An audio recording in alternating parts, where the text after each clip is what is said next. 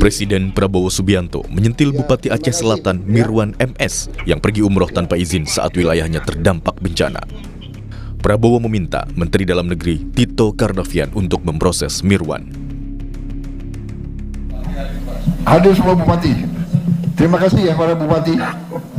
Kalian yang terus berjuang untuk rakyat. Memang kalian dipilih untuk menghadapi kesulitan. Kalau yang mau lari, lari aja, nggak apa-apa ya. Copot langsung. Mendagri bisa ya di prosesnya di bisa ya. Itu kalau tentara itu namanya desersi itu. Ya. Dalam keadaan bahaya meninggalkan anak buah. Waduh, itu nggak bisa tuh. Sorry itu. Saya nggak mau tanya partai mana. Udah kau pecat. Wakil Menteri Dalam Negeri Bima Arya bilang, Bupati Aceh Selatan Mirwan MS yang pergi umroh tanpa izin saat bencana di Aceh akan diperiksa Inspektorat Kemendagri. Menurut Bima Arya, Kemendagri dapat memberikan sanksi kepada Bupati Aceh Selatan Mirwan MS apabila terbukti melakukan pelanggaran selama masa tanggap darurat bencana yang terjadi di daerahnya.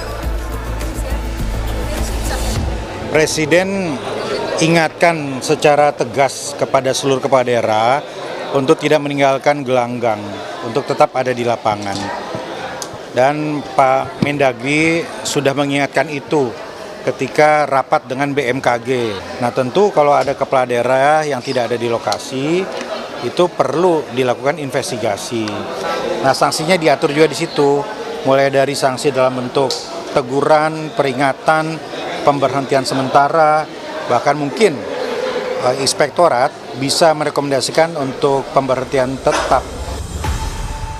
Aturan pemberhentian kepala daerah menurut pasal 78 Undang-Undang Nomor 23 Tahun 2014 salah satunya adalah diberhentikan karena melakukan perjalanan ke luar negeri tanpa izin dari menteri dan meninggalkan tugas dan wilayah kerja lebih dari 7 hari berturut-turut atau tidak berturut-turut dalam waktu 1 bulan tanpa izin menteri untuk gubernur dan wakil gubernur serta tanpa izin gubernur untuk bupati dan wakil bupati atau wali kota dan wakil wali kota. Sebelumnya, Partai Gerindra juga mencopot Bupati Aceh Selatan Mirwan MS dari status kader Gerindra. Gerindra sudah melakukan proses administrasi pemberhentian, termasuk mengganti Mirwan MS dari posisi Ketua DPC Aceh Selatan. Tim Liputan, Kompas TV.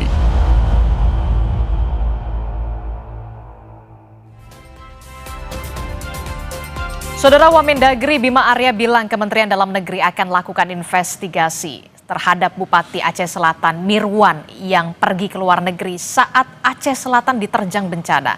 Sanksi teguran hingga pemberhentian bisa saja dijatuhkan jika terbukti bersalah. Kita akan bahas pagi hari ini bersama dengan Ketua Komisi 2 DPR Muhammad Rifki Nizami Karsyayuda dan juga ada pakar hukum tata negara dari Universitas Esa Unggul Profesor Juanda. Selamat pagi, Assalamualaikum Bapak-Bapak. Waalaikumsalam, selamat pagi. Ya, ini kan kita juga dikejutkan ya dengan adanya kabar Bupati Aceh Selatan Mirwan yang pergi ke luar negeri tanpa izin bahkan ya dari gubernur dan juga dari Kementerian Dalam Negeri. Saya mau ke dari DPR dulu, Bung Rifki. Presiden Prabowo Subianto bahkan memberikan atensi soal pencopotan, bisa tidak dicopot. Nah, kalau dari internal Komisi 2, apakah nanti sudah ada pembahasan soal ini bersama dengan Kementerian Dalam Negeri? Jangan sampai kemudian cuma hanya teguran saja. Ya, kemarin kami melakukan konferensi pers bersama dengan seluruh mitra kerja Komisi 2 DPR RI terkait dengan laporan kinerja Komisi 2 DPR RI tahun 2025. Kebetulan dari Kementerian Dalam Negeri hadir Saudara Wakil Menteri Dalam Negeri, Saudara Bima Arya, beserta seluruh perangkat termasuk dari Inspektorat Jenderal Kementerian Dalam Negeri. Kalau kita lihat ketentuan Undang-Undang Nomor 23 Tahun 2014 tentang pemerintahan daerah, seorang kepala daerah yang pergi atau berangkat ke luar negeri harus mendapatkan izin dari menteri. Kalau dia tidak mendapatkan izin, maka sanksinya jelas, bisa diberhentikan sementara selama 3 bulan. Itu ketentuan undang-undang. Nah sekarang agar kita memiliki evidensi melihat ini secara objektif, Inspektorat Jenderal Kementerian Dalam Negeri kita minta untuk melakukan penelitikan terhadap hal ini. Kemarin Bupati Mirwan konon sudah datang ke Indonesia dan hari ini akan menghadap Inspektorat Kementerian Dalam Negeri untuk dilakukan pemeriksaan. Itu satu. Sedangkan terkait dengan pemberhentian tetap dalam Undang-Undang Nomor 23 Tahun 2014 diatur dengan jelas syarat pemberhentian tetap. Satu, kalau kita kontekskan dengan apa yang dilakukan oleh Bupati Mirwan, dia berpotensi melanggar apa yang kita sebut dengan sejumlah ketentuan peraturan perundang-undangan. Terutama tadi pergi ke luar negeri tanpa izin. Yang kedua, yang bersangkutan juga bisa kita kualifikasikan melakukan pelanggaran etika dan kepantasan publik terkait dengan posisinya sebagai kepala daerah yang mestinya menjadi nahkoda dalam penanganan dan pengendalian bencana yang sangat besar di Aceh Selatan, tapi yang bersangkutan kemudian meninggalkan wilayah dan masyarakatnya dan berbagai macam klausula yang ada. Hanya saja undang-undang mengatur syarat atau prosedur pemberhentian. Prosedurnya harus melalui DPRD setempat. Nah, tapi kan kita sudah melihat partai pengusung, Partai Gerindra sudah memberikan sanksi yang sangat tegas.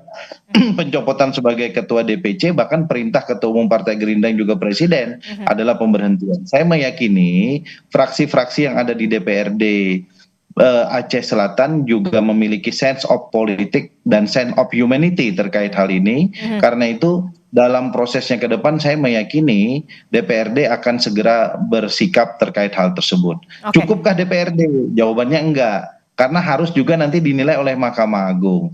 Saya juga meyakini dengan modal hasil pemeriksaan Inspektorat Jenderal Kementerian Dalam Negeri yang menggunakan evidensi dan kualifikasi hukum yang kuat, maka Mahkamah Agung juga akan terbantu untuk memperkuat dalil terkait dengan usul pencopotan ini. Jadi Komisi 2 DPR RI posisinya adalah terus mengawasi, memastikan bahwa proses ini bisa berjalan, sekaligus ini menjadi alarm bagi para kepala daerah lain yang ada di Indonesia untuk lebih memiliki sense of politik and sense of humanity terkait dengan jabatan yang diembannya. Kalau dari Komisi 2 DPR sendiri begitu ya, yang bermitra dengan Kementerian Dalam Negeri, posisi Komisi 2 tentu saja mengawasi, pengawasan begitu. Tapi kemudian untuk posisi Komisi 2 DPR sendiri, apakah setuju atau memang sepakat bahwa memang pemberhentian secara total atau pemberhentian hanya sementara 3 bulan? Posisi Komisi 2 DPR RI mendukung sepenuhnya seluruh upaya kita menangani persoalan rakyat secara real. Rakyat ini bukan hanya butuh dalam bentuk program, dalam bentuk dana, tetapi juga dalam bentuk empati. Nah karena itu apa yang diperintahkan oleh Presiden Prabowo Subianto untuk melakukan pencopotan terhadap Bupati Aceh Selatan itu kami dukung sepenuhnya oleh Komisi 2 DPR RI.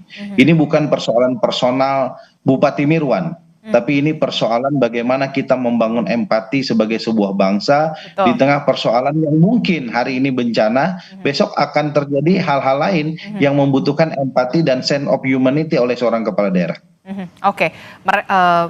Seorang kepala daerah kemudian kita lihat melayani rakyat dan memang dipilih oleh rakyat. Seharusnya memang saat ini adalah untuk bisa menangani rakyat juga begitu ya.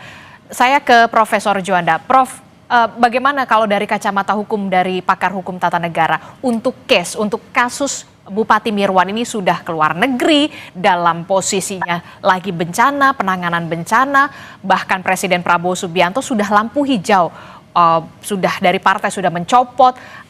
Kalau dari pakar hukum tata negara sendiri melihat ini, mampu tidak sebenarnya Kementerian Dalam Negeri mencopot Bupati Aceh Selatan Mirwan dalam kasus ini? Ya baik, saya kira bukan soal mampu tidak mampu, tapi sebagai orang hukum melihatnya bagaimana perbuatan atau tindakan atau kebijakan seorang bupati dikaitkan dan diukur ya dari aspek norma hukum yang berlaku. Tadi sudah saya sampaikan oleh Saudara Rifki bahwa semua ya pejabat negara dalam konteks negara hukum itu sudah diatur. sebagaimana di dalam pasal 57 ya Undang-Undang 23 2014, pasal 76, 77 itu menyangkut soal bagaimana larangan seorang kepala daerah dan kewajiban seorang kepala daerah termasuk bupati. Nah, dalam konteks Bupati Aceh Selatan, dalam konteks pandangan hukumnya bahwa ketika seorang bupati atau gubernur ya melanggar dari apa yang diharuskannya, maka sebagaimana dulu pernah ada Bupati Indramayu kalau tidak salah ya, itu adalah Luki Ahmad, itu diberi sanksi 3 bulan pembinaan ya. Nah, pembinaan ini adalah artinya dengan bentuk konkretnya teguran tertulis oleh Mendagri. Saya kira ini penting juga dalam rangka memberikan contoh edukasi kepada seorang bupati. Jangan sampai ini kan bencana besar bagi kita bangsa Indonesia di Sumatera, begitu ribuan, apalagi dia sebagai pemimpin di daerah itu harusnya berempati. Memang kita paham bahwa mungkin saja argumentasinya adalah ini sudah terkait perencanaan untuk umroh misalnya. Memang antara umroh dan kepentingan umat saya kira itu kan merupakan hal yang perlu kita bedakan, kita pisahkan. Umroh itu memang ada kaitan dengan soal agama ya, untuk beribadah. Tapi ini kan sifatnya pribadi ya, umroh itu. Tapi ini adalah bencana besar kita, Sumatera, bangsa Indonesia ini seharusnya ini sebuah kewajiban dia untuk menjalankan tugasnya sebagai pemimpin. Nah, oleh karena itu dia terkena larangan, terkena kewajiban-kewajiban ya. Antara kewajiban itu adalah misalnya memegang teguh dan patuh kepada Pancasila dan Undang-Undang Dasar 45. Kemudian peraturan perundang-undangan. Sementara peraturan perundangan mengatakan tidak boleh tanpa izin. Nah, berarti ini jelas menurut saya, terlepas dari apa nanti pemeriksaan dari Inspektorat Dalam Negeri, tapi menurut saya dari kacamata saya kira adalah jelas ini di samping memang tidak berempati, melanggar aturan, saya kira ini perlu ya, saya dukung kalau ini terbukti nanti diberi sanksi yang tegas. Tetapi dalam konteks ini perlu diketahui oleh masyarakat, untuk pemecatan secara definitif saya kira terlalu jauh. Karena untuk pemecatan secara definitif terlalu jauh. Mengapa demikian Anda bisa mengatakan seperti itu, Prof? Ya, karena begini ya, di dalam konteks soal pemberhentian secara definitif itu kan ada regulasi dan pasal tersendiri juga. Artinya tidak masuk ke dalam hal-hal berkaitan dengan tindakan yang pergi ke luar negeri tanpa izin. Misalnya kalau ada dugaan korupsi atau sudah terbukti korupsi ya, nah itu bisa diajukan pemberhentiannya kalau memang sudah terbukti itu. Kemudian bisa jadi membuat kebijakan yang meresahkan masyarakat. Kemarin itu kan lagi viral juga di daerah Jawa Timur, itu ada bupati saya lupa, itu masalah didemon oleh masyarakat, meresahkan. Nah itu regulasinya berbeda. Nah ketika hal-hal tindakan-tindakan yang menyangkut soal yang sangat lebih lagi soal tindak pidana dan sudah menyangkut meresahkan masyarakat, nah itu baru bisa diusulkan oleh DPRD ya, kalau itu nanti terbukti ke Mahkamah Agung. Mahkamah Agung setelah itu baru bisa diproses. Berarti case-nya kalau berarti Prof, berarti case-nya kalau tindakan korupsi dan meresahkan masyarakat, kepala daerah di saat bencana tidak ada di daerahnya, apakah tidak meresahkan masyarakat kalau menurut Profesor Juanda? Ya, saya kira begini, kita harus clear melihat ini secara objektif. Yang dimaksud masyarakat itu adalah tindakan misalnya yang misalnya dia memungut pajak atau menyatakan sesuatu yang kira-kira membuat masyarakat ini bentrok atau konflik yang bereskalasi besar misalnya. Nah itu kan itu yang dimaksud adalah meresahkan masyarakat. Tetapi ini kan tidak meresahkan masyarakat. Bencana ini adalah datang dari dua dua aspek menurut saya, dari kelakuan manusia yang memang melakukan penebangan liar, dan emang ini adalah kejadian alam yang memang dikehendaki oleh kuasa Allah. Jadi oleh karena itu bukan kehendak dari bupati itu, tetapi bupati itu pergi yang salahnya tanpa izin. Nah ini ya, jadi ketika sebenarnya kalau memang misalnya dia pergi itu dengan izin, saya kira tidak ada masalah. Nah itu problematik hukumnya adalah kenapa pergi pada saat tidak tepat. Walaupun umroh itu penting dan sunnah sebenarnya kalau umroh ya, tidak wajib.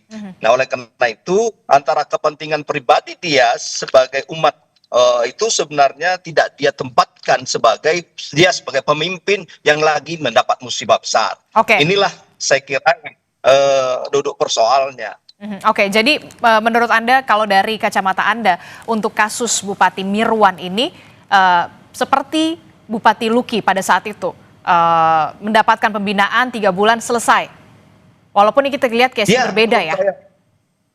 Ya walaupun case berbeda, tapi kan inti ontologisnya adalah substansi problemnya adalah karena yang bersangkutan pergi ke luar negeri, apakah umroh atau perjalan-jalan, tidak izin gubernur, ya, tidak izin gubernur. Itu ketentuan yang diberikan. Oleh karena itu, tidak izin gubernur inilah sama dengan Luki dulu, tidak izin Mendagri juga, ya, kalau ke luar negeri. Nah, dengan demikian maka menurut saya, ya, paling tidak itu 3 bulan harus dibina itu, sesuai dengan aturan yang berlaku.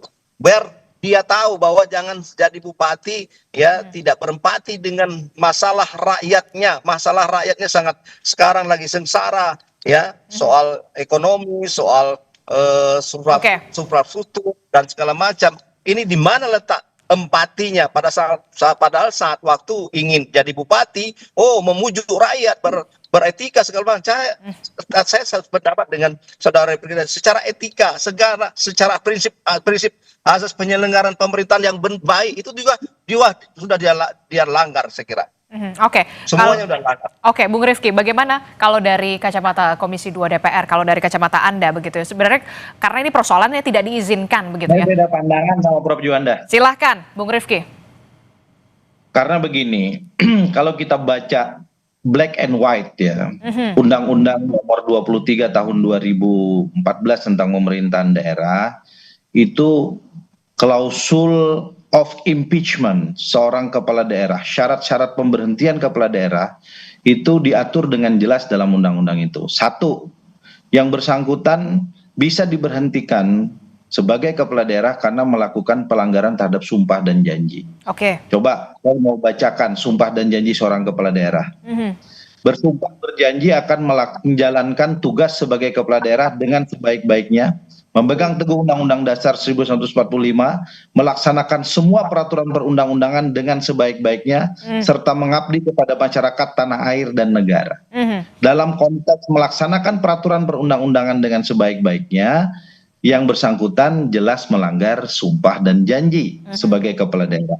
Dalam konteks melakukan pengabdian kepada masyarakat, tanah air dan bangsa dalam konteks bencana, ini juga bisa dikualifikasikan sebagai sebuah pelanggaran sumpah dan janji. Ini masuk dalam klausul of impeachment seorang kepala daerah yang bisa diproses oleh DPRD setempat. Yang kedua, yang bersangkutan juga tidak melaksanakan kewajiban kepala daerah di pasal 67 Undang-Undang Nomor 23 Tahun 2014.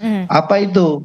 Yang bersangkutan lari dalam tanda kutip dari tanggung jawabnya, tidak melaksanakan kewajibannya, yang bersangkutan tidak melakukan koordinasi dengan instansi terkait, ini diatur dalam huruf G pasal 67 undang-undang tersebut, dan yang paling penting yang bersangkutan tidak menjamin tersedianya layanan publik yang penting dalam keadaan darurat yang merupakan bagian dari good governance dalam pasal 67 huruf E. Sehingga kemudian hal-hal tersebut merupakan kualifikasi dari, sekali lagi, klausula of impeachment yang kemudian bisa dikualifikasikan sebagai syarat pemberhentian seorang kepala daerah.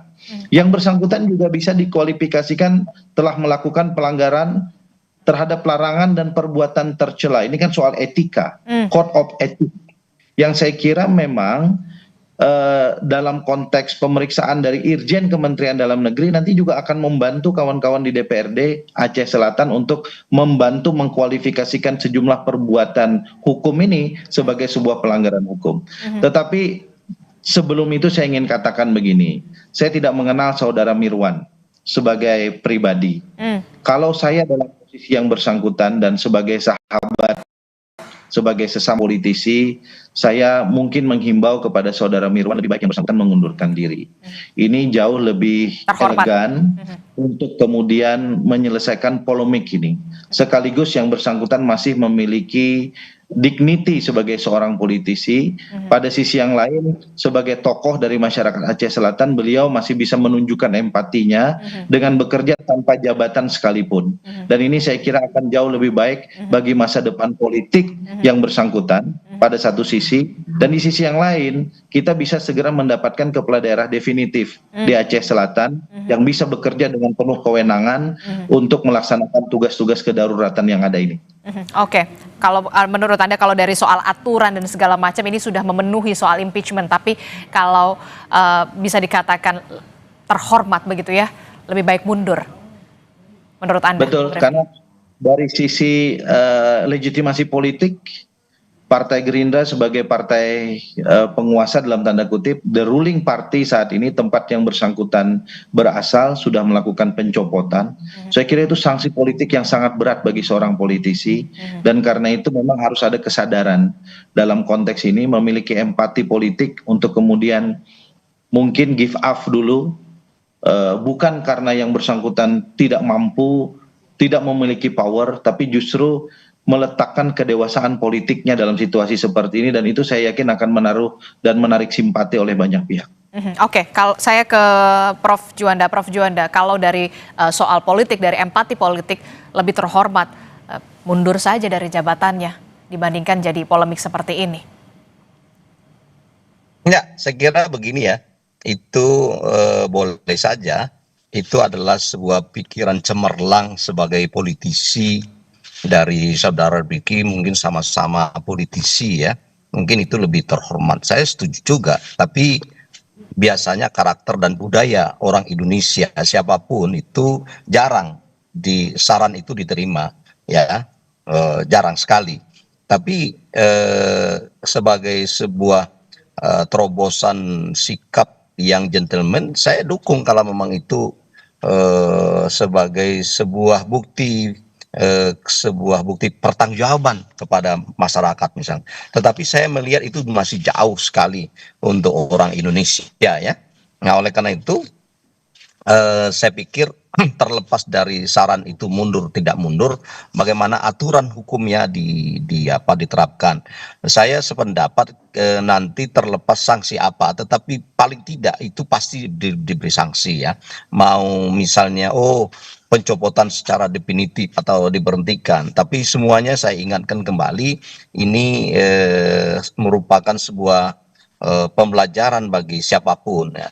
Tapi kenapa saya tidak masuk dalam konteks tadi untuk melihat ini diberi sanksi yang definitif, karena argumentasi ya secara profesional yang berkeadilan saya pakai adalah karena mungkin saja jadi antara perencanaan beliau untuk umroh sudah lama, terus ini mungkin tidak bisa, ini saya melihat dari aspeknya Bupati itu ya, dari dia bahwa ini tidak bisa ditunda misalnya, padahal bisa ditunda ya. Nah, tapi argumentasinya karena udah lama misalnya, terus dia untuk beribadah, inilah saya sampaikan tadi, jangan sampai mengambil satu keputusan yang tidak objektif ya. Kita juga harus melihat ini secara objektif, walaupun memang objektif mungkin apa yang kita lakukan ini pasti ada yang pro dan kontra. Oleh karena itu saya melihat ini kalau memang ya DPRD-nya yang berwenang melihat ini secara seksama nanti bahwa ada hal yang lebih besar yang dilanggar oleh Bupati ini, ya itu haknya DPRD. Tetapi saya melihat dari kacamata hukum formilnya ya, itu paling tidak beri sanksi apakah 3 bulan, apa 6 bulan dan seterusnya, supaya mereka dan bupati, kepala daerah yang lain ini paham bahwa ini saya sebagai bupati seharus berempati, seharus menjalankan tugas. Nah, apa yang disampaikan oleh saudara kita tadi sebenarnya masuk akal, tetapi saya melihat itu masuk akal, tapi dalam konteks keadilan juga kita harus kedepankan.